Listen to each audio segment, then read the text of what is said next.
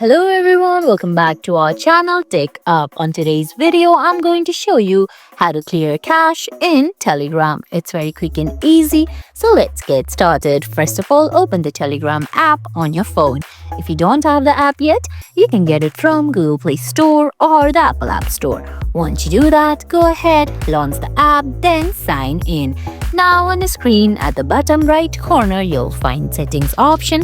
Tap on it. Now from there, navigate your way to data and storage. Once you do that, tap on the first option given on your screen, which is storage uses. Now from there, you'll find clear entire cache option. Tap on it.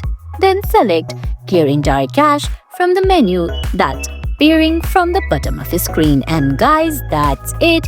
That's how you clear cache in Telegram. I hope you found this video helpful. If you did, please give it a thumbs up, leave a comment, subscribe to our channel and hit that bell icon. See you in the next video. Thanks for watching.